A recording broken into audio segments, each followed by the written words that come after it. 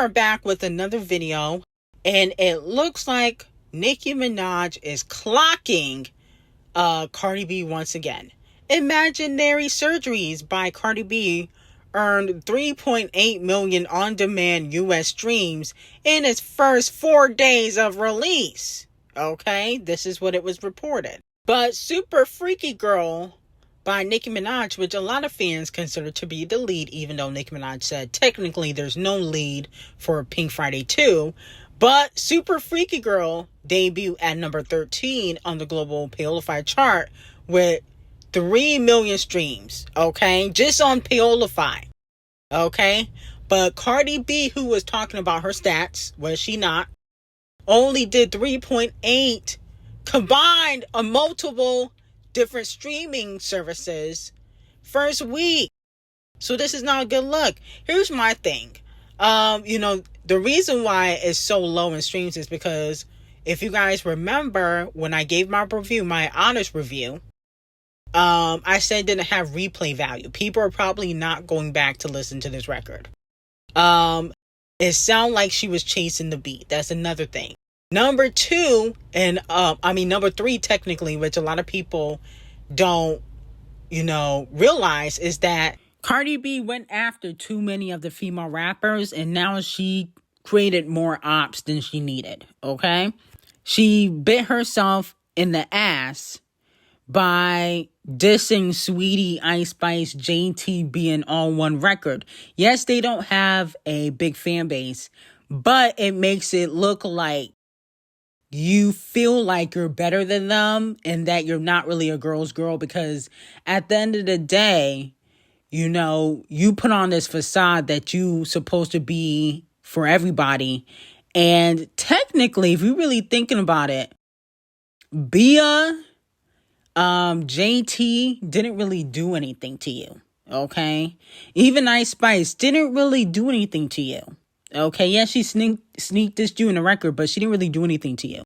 Your gripe with Saweetie, I understand she slept with Doechii allegedly, but other than that, you really should have only dissed, maybe Saweetie and maybe Bia, but I think dissing JT and, Ice Spice was overkill, and it just makes you look like you think you're better than everybody, but you don't really have the talent to think that way. And so you kind of bit yourself in the butt by trying to act like you was the queen of shit and you not.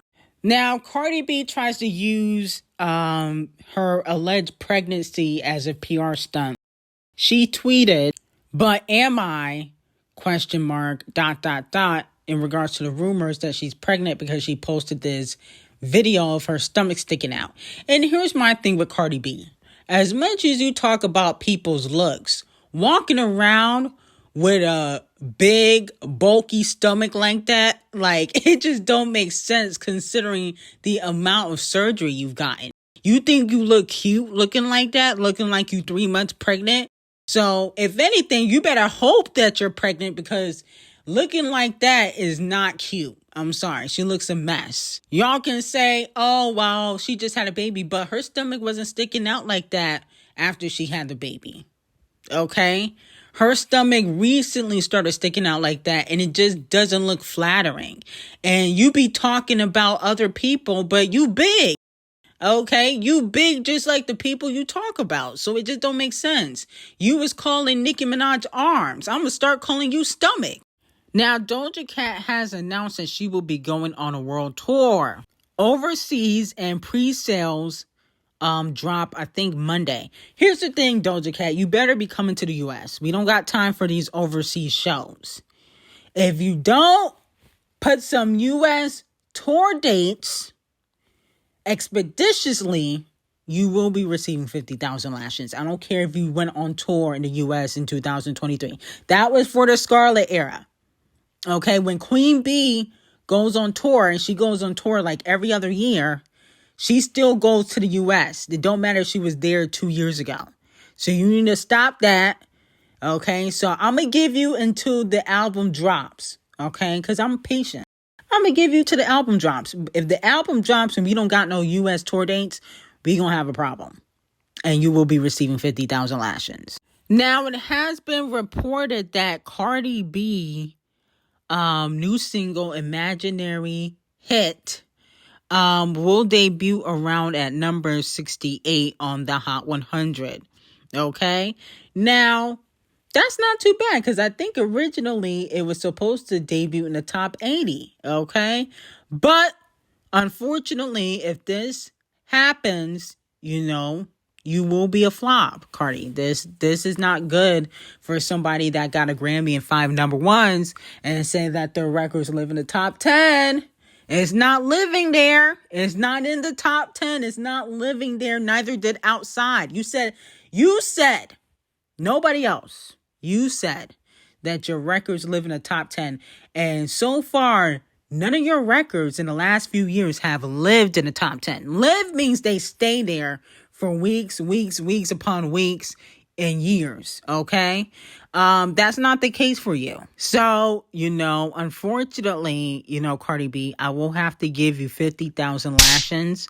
And if it don't debut in the top 40 by next week, okay, Monday, you will be receiving another 50,000 lashings because you was talking big shit in that record. You said my flop is not your flop.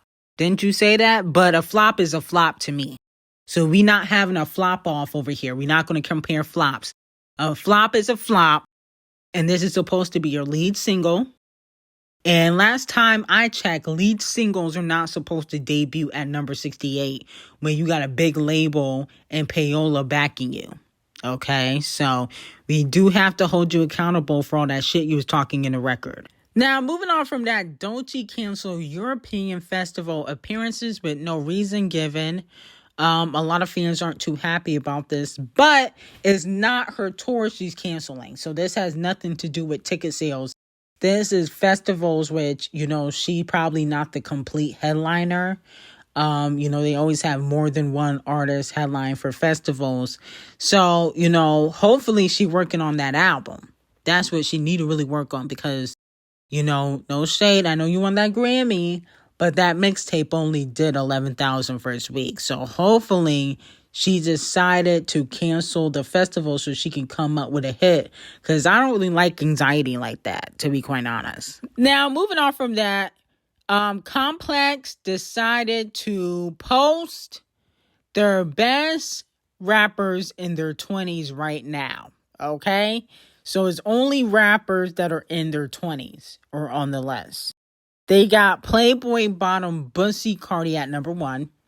I don't think so. Doechii at number 2. Yeet at number 3. Gorilla Glue at number 4. They got Big X The Plug at number 5. Central C at number 6. Youngboy Never Broke Again at number 7. Ken Clarkson at number 8. Scratch Off at number 9. Little Tekka at number 10.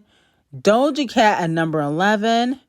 Saw Baby at number 12. Sexy Red at number 13. Rod Wave at number 14. Little Yachty at number 15. G Herbo at number 16. G Herbo still in his 20s? I don't know about that. Lucky at number 17. Cash Cobain at number 18. Nino Paid at number 20. And Two Hollis at number 19. Let me know if you agree or disagree with this list. I don't listen to pretty much everybody except Doechii and Doja Cat. Those are the only 2 artists that I really listen to on this list. I listen to a little bit of Gorilla Glue and Little Tekka. I like Little Tekka a little bit. But everybody else is pretty much a chop. So, in my opinion, I don't really give a fuck about this list. They just be making lists for anything nowadays. But I don't listen to anybody on this list except Doja Cat and Gorilla Glue and Doechii. Everybody else, we don't give a fuck. Now, Tyla the drunk skunk was caught getting carried to her car because she was drunk, basically passed out, looked sloppy as hell. And then she decided to make a joke about it and post Beyonce, who was exposed years and years ago, back when she was in her 20s, of getting drunk or on some sort of substance. So then she decided to post Queen B on Instagram and Twitter. Now, here's my thing with Tyla. I think that she is trying to act like she's like the young, reckless Rihanna. Remember Rihanna used to get drunk and high as a kite, and she always used to get carried out of the clubs, at certain events. Y'all remember that? There's pictures on the internet. Y'all can Google. Tyla always comes off like she trying too hard. So now you get passed out drunk. Okay. Now you that girl that gets passed out drunk as a skunk. I don't believe that. I think that she is trying to act like Rihanna so people think she has a personality. Mind you, her whole EP just flopped. Okay. So she's trying to do that Rihanna type of image where Rihanna was like the wild, young, free party girl back in her 20s, and she's trying to have that same type of image or perception of her because people feel like she has her nose up in the air. She's not fooling me. I don't feel like this was organic. I think that this was staged. And she is pretending like she's this party girl. And I just don't think it's going to be a good look for Tyla because I just think that for her culture, they're not going to respect us, for the type of culture that she's a part of. And so I think that she needs to focus on finding a hit instead of trying to be like the next Rihanna. I feel like this was staged. It's not real. She just doing this because she is trying to attract Rihanna's fans because Rihanna is pregnant every other year. She don't be in the clubs like that no more. And she don't be smoking and drinking like that. So with that being said, this was a stage humiliation ritual. Now moving on to Megan Thee Stallion. So Wackademics got subpoenaed.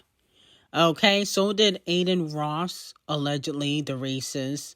He got subpoenaed too because Megan Thee Stallion believes that Young Money, Champagne Thickums, and Nicki Minaj are paying the blogs. So Wackademics, who just went through deposition, he said, this deposition, Meg Thee Stallion got me in asking me about Tory, Champagne Thickums, and Nicki Minaj more than their client Megan Thee Stallion. Laughing emojis. You sure Champagne Thickums ain't paying you? You sure Nicki ain't paying the blogs? Who is Grand Wizard? Did Tory send you bread on Cash App? Now, here's my thing with Megan Thee Stallion, and this is why I always thought, and this is no shade to the hotties, but I always thought Megan Thee Stallion was a little bit of a narcissist. There's a lot of blogs and people in general that just don't like you. And to be quite honest, the way you move, it comes off unlikable. Okay? It's not just Wackademics and Aiden Ross. Joe Budden don't like you. Messy Lee don't like you. The Pay Room, I don't think that they really like you. They just don't want no beef with Devil Nation. I really don't care for Megan myself, and I'm not going to hide that. So with that being said, I feel like Megan is unlikable. And people do not believe that Tory shot her. And she has a hard time grasping that. It's like, I don't know if there's rocks in her brain, but she has a hard time grasping that people don't like her and don't believe her after she really did lie. Not only on the stand. Well, she told the truth on the stand, but she lied in her Gayle King interview. Okay. And she did lie to the police. So people don't always believe everything that comes out of your mouth. But I don't think that, Champagne Thickums or Nicki needs to pay Wackademics. Okay. One, he sucks off Champagne Thickums wholeheartedly, and Champagne Thickums won't even do a stream with him. He always goes on stream with Aiden, but not Academics. And Nicki Minaj definitely don't mess with Academics. She unfollowed him. I think it was on Instagram, and he used to drag Nicki for Phil. The only reason why he don't drag Nicki like that no more is because of her calling out Devil Nation and because of his alliance to Champagne Thickums, and the fact that, Devil Nation chose Kung Fu Kenny to perform at the Super Bowl. he doesn't drag Nicki as much, but I don't think he likes Nicki like that because he used to drag her for filth until she went after Devil Nation. I think Wackademics is a puppet and he gets used by Champagne Thickums. Now, the least talented pop star in the world, other than maybe Selena Gomez, Addison Rae, calls out the Video Music Awards. She said it's definitely funny when you feel like you put in a lot of work into something and it doesn't get recognized by some place that you feel like you were contributing to. Oh, bitch, sit down. No, 50,000 lashes for Addison Rae. First of all, girl, you can't even compete with the other pop girls, okay? What category they gonna put you in? Who can whisper the most in a song? Okay, because that's all you do. You trying to be like Big Billy and Lana Del Rey, and it's never gonna happen. But all the other pop girlies outsell you, and on top of that, are a little bit more talented than you, okay? This is not the TikTok awards where you belong. First of all, Big Billy, Obsessed of Taylor, Queen Ari, who else? Sabrina, Doja Cat, shit, even Tate Murray are all doing better than you when it comes to sales and all put out better music videos than you. There's like literally no competition. You cannot compete with the music videos they put out. What are you talking about? Stop it. You running in the grass is just bullshit, okay? Anybody can do that on an iPhone. Y'all gas up these TikTok artists. Y'all did the same thing with Koi Fish, and then they get big-headed when they lose, okay? You cannot compete with their budgets, sales, or even their talent, and you talking about why you didn't get no nomination. Girl, please. This is not the TikTok Awards. This is the Video Music Awards. So, unfortunately, no F-listers should be getting nominated anyway. Now, the Video Music Awards will also be receiving 50,000 lashings because they decided to have the Queen of Christmas receive the Video Vanguard Award this year, okay? Now, the Queen of Christmas, she's an icon. She's a legend in the game, okay? So I understand why she partially was chose, but she cannot perform in this day and age. And to receive that, I feel like you have to be able to know how to perform only because there's a performance for this award, okay? And no shade to Mariah, but she does a lot of slow walking, okay? She might do a shimmy, a lot of lip syncing.